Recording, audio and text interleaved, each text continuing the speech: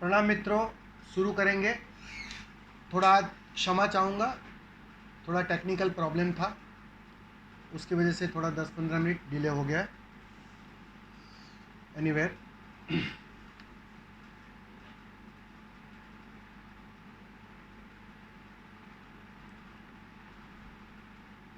सीधा प्रश्नोत्तर लेंगे। कोई भी प्रश्न रहेगा तो पूछ लीजिए, उसके बाद हम प्रयोग करेंगे।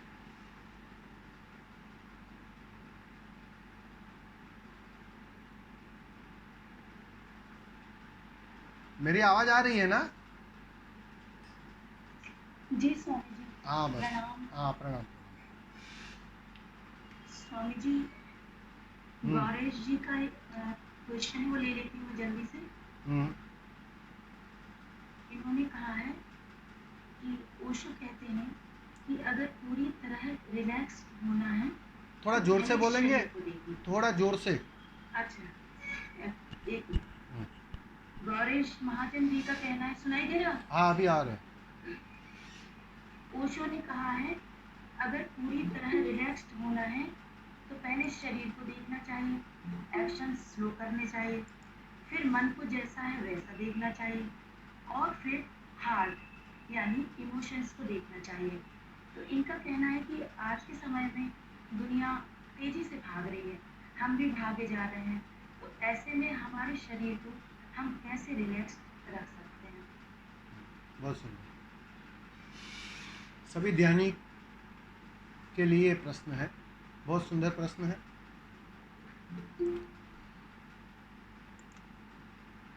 कि ये भाग दौड़ वाली जिंदगी में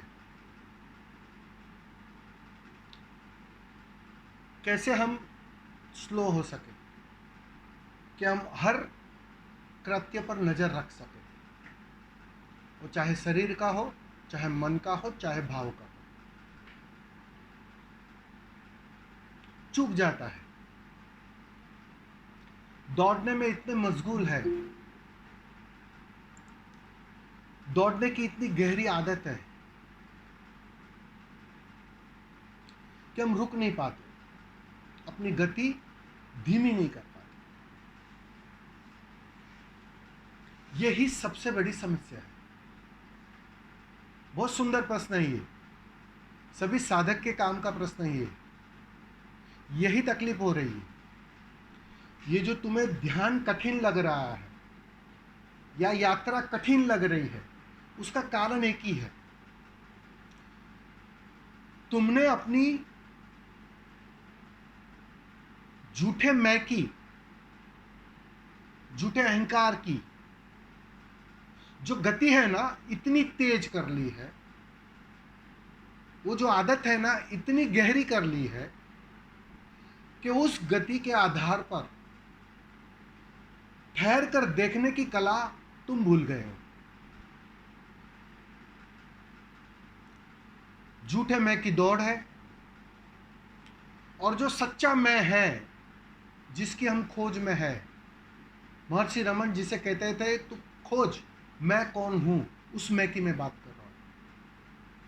उसका स्वभाव है ठहरना और देखना। अब उस स्वभाव को हम भूले हैं। स्वभाव मैं कह रहा हूं, ध्यान से सुनना। स्वभाव का मतलब जो तुम्हारा गहरे से गहरा अंतःकरण है, अभी भी है। बुद्धत्व स्वभाव है, अर्थात बुद्धत्व तुम्हारे गहरे से गहरे अंतर्दशा की अवस्था है। अब उससे कहीं दूर छिटक गए, हम दूर निकल गए। बस उस दूरी के कारण उसे ठहरकर देखने की कला हम भूल गए।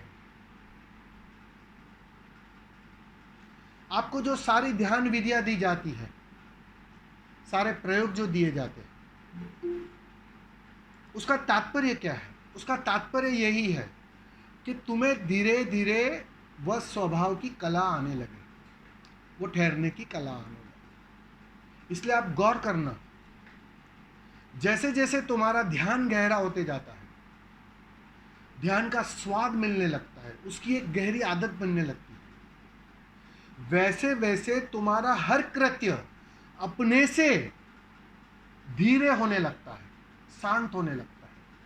मतलब जो एक पागलपन था दौड़ने का, वो धीरे धीरे समाप्त होने लगता है। कृत्य तो तुम करोगे ही, रोटी तो तुम जुटाओगे ही, ऑफिस जाओगे, काम करोगे, दौड़ोगे, ट्रेन पकड़नी पड़ेगी।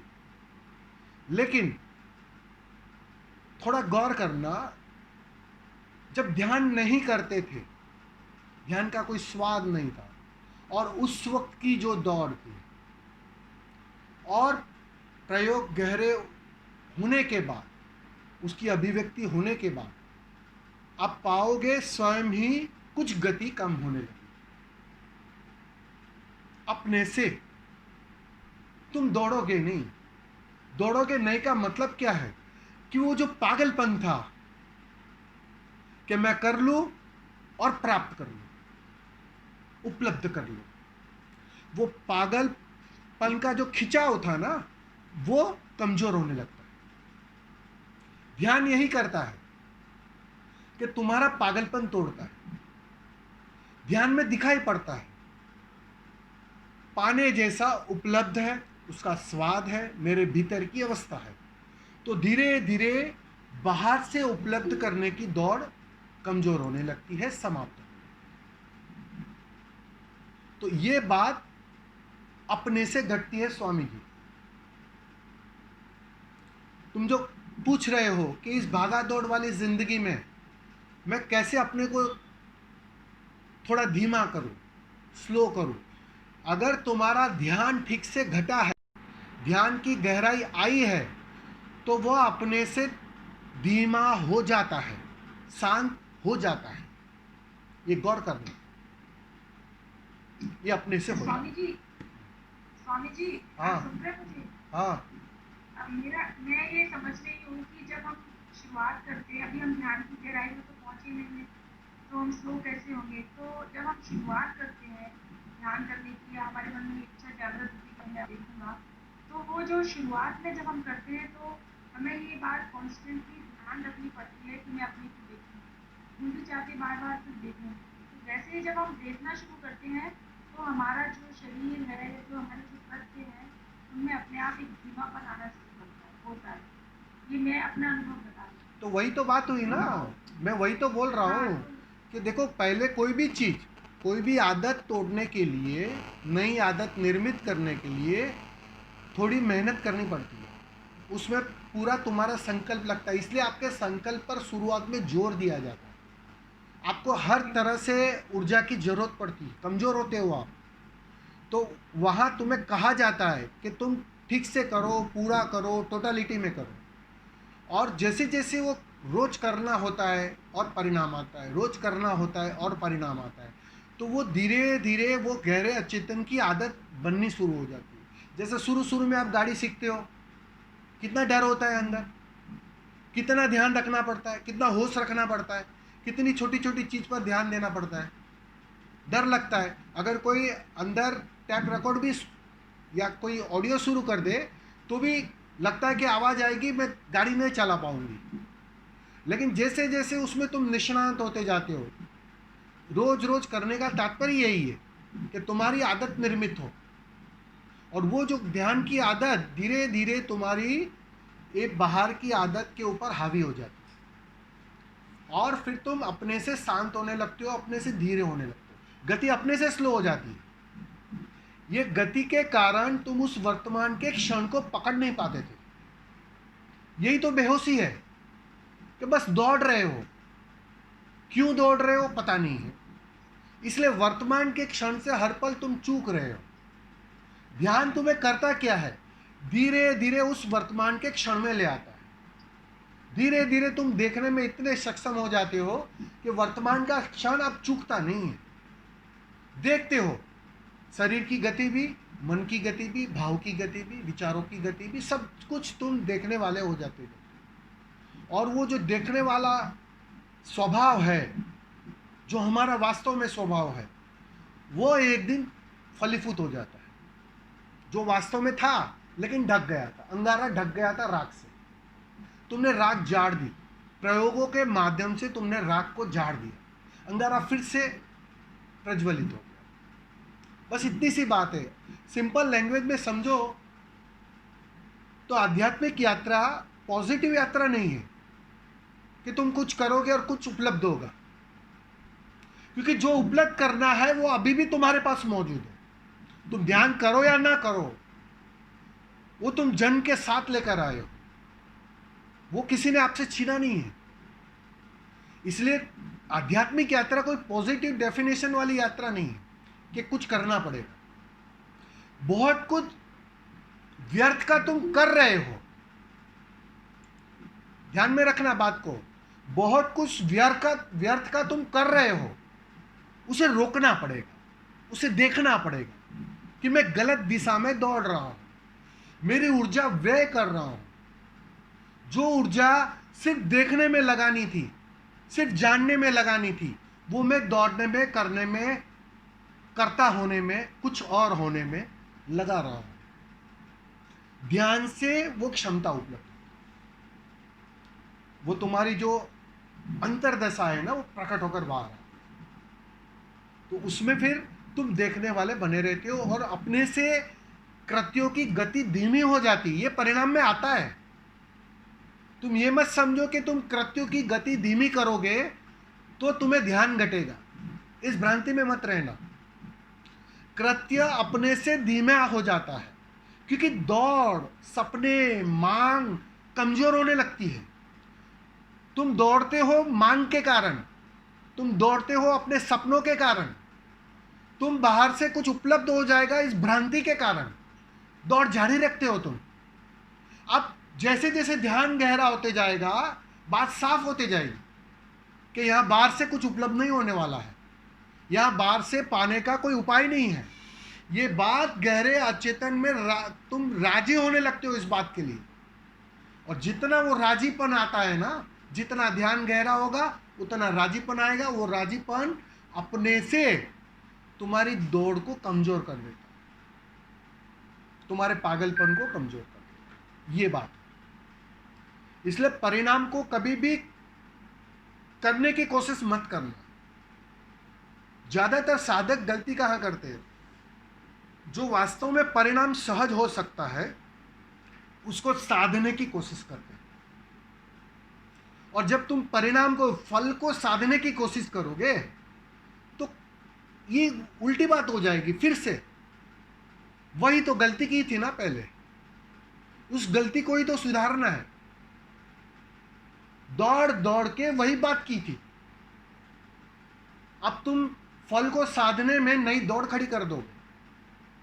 तुम तो चिंता लो जड़ की, कि जड़ को पानी मिल रहा है, जड़ को पोषण मिल रहा है, जड़ ठीक से बन रही है, बस। बाकी समय और मौसम अपना काम करेगा, एक दिन फल अपने से प्रकट हो जाए। फल पर ध्यान नहीं देना है, वो परिणाम में आता है। तो ये परिणाम है। इसलिए स्वामी जी इतना ही कहूंगा आपसे कि बहुत सुंदर है, आप ध्यान करते हो, ध्यान करते जाओ, देखते जाओ। शरीर के अर्थों में अवेयरनेस रखनी है, मन के अर्थों में अवेयरनेस रखनी है, विचारों के अर्थ में अवेयरनेस रखनी है, भाव के अर्थ में अवेयरनेस रखनी है। बस वो देखते देखते तुम्हारा अपना पहलू मजबूत होता है स्वभाव का, और वो जितना मजबूत होगा बाहर की गति अपने से धीमी होगी। उसकी चिंता तुम ना लो, उतना ही कहो। ठीक है, धन्यवाद। स्वामी जी, हाँ स्वामी जी मेरा, हाँ बोलिए बोलिए। हाँ स्वामी जी, हारा सेंटरिंग क्या है, वो उसका मेथड क्या है? सॉरी, फिर से। हारा सेंटरिंग करने के लिए क्या मेथड है? हारा चक्र, हाँ हाँ हारा, हाँ, हारा सेंटरिंग कैसे हाँ। किया जा सकता है? देखो, हारा हमारे नाभि के पास एक केंद्र है। हारा में जाने के लिए कोई विधि नहीं है पर्टिकुलर। हारा हमारे उस आत्मगत स्वभाव से जुड़ा हुआ है, उसका जो कनेक्शन है, उसका जो जोड़ है, जैसे हमारी नाभि रहती है, अस्तित्व से जुड़ी है, उसी अर्थों में वो जुड़ा रहता है। अब उस हरा चक्र पर तुम ज़्यादा से ज़्यादा ध्यान दे सकते हो, तुम उस पर कंसंट्रेट कर सकते हो। जितना उस हरा चक्र पर कंसंट्रेट करोगे, ऊर्जा सहज ही उस ओर बहने लगती है। तुम्हें किसी भी चक्रों को एक्टिव करने के लिए वहां ऊर्जा बहानी पड़ती है। अब उस ऊर्जा को बहाने के लिए पहले तो तुम्हारा इंटेंशन चाहिए कि तुम किस लिए कर रहे हो, पर्पस क्या है तुम्हारा। अभी भी अगर तुम्हारी मांग बाहर की मांग है, धन चाहिए, वस्तु चाहिए, नाम चाहिए और कुछ चाहिए, समझ रहे हो आप, स्वास्थ्य चाहिए, वो सब बाहर की मांग है। अब जब तक वो बाहर की मांग रहेगी ना, तब तक जाने अनजाने तुम उस हरा चक्र और नाभि चक्र से वंचित रहते हो, क्योंकि वो मांग तुम्हें वहां केंद्रित नहीं होने देती। ये सब मन की मांग है, माइंड की मांग है। मन का मतलब क्या है? मन का मतलब है जो 24 घंटे भिखारी बना रहता है, अतृप्त रहता है, उसका स्वभाव है अतृप्ति, जो मांगते रहता है।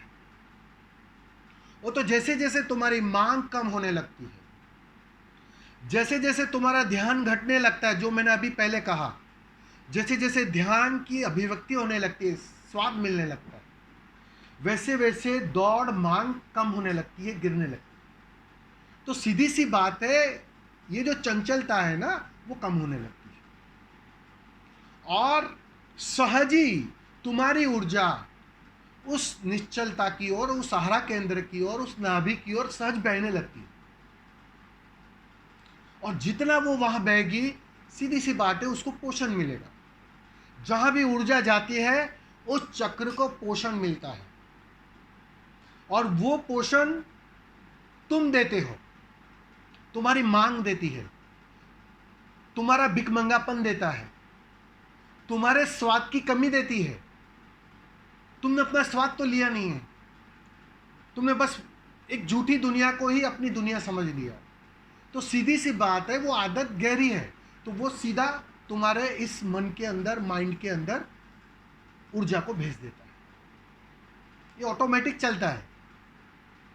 तो थोड़ा ध्यान करोगे, थोड़ा डायनामिक से गुजरोगे, थोड़े प्रयोग से गुजरोगे, तो वो कला आ जाएगी। और वो कला का परिणाम ये होगा कि अब दौड़ कम हुई और मांग कम हुई, तो ऊर्जा सहज ही नाभि की ओर बहने लगेगी। और थोड़ा उसमें अगर तुम नाभि और हारा केंद्र का चिंतन करने लगोगे, ध्यान देने लगोगे, तो सोने पे सुहागा हो जाएगा। सीधा हारा केंद्र पर ध्यान देना कठिन है, इस बात को समझ लेना। तुम अगर कचरे से भरे हो, तुम्हारे अंदर बेचैनी फूट फूट कर भरी है, कचरा फूट फूट कर भरा है, तो सीधा हारा केंद्र पर केंद्रित होना बहुत कठिन है। तुम हो ना पाओगे, लगता होगा, लेकिन हो ना पाओगे। इसलिए ओशो ने बहुत जोर दिया है कि तुम कोई भी प्रयोग शुरू करो, कोई भी विधि करो, लेकिन पहले 3 से 4 महीना डायनामिक मेडिटेशन से गुजरो, सक्रिय ध्यान से गुजरो। वो गुजरते ही तुम हर प्रयोग के लिए तैयार हो जाते हो। वो जो अतिरिक्त बेचैनी है ना, वो रिलीज हो जाती, सफाई हो जाती, क्लींजिंग की प्रक्रिया है वो। तो वो जब तक नहीं होगी ना स्वामी जी, तब तक हारा पर कोशिश आप करोगे, लेकिन बात नहीं बनेगी। अगर आपने 3-4 महीना किया है डायनामिक स्वामी जी,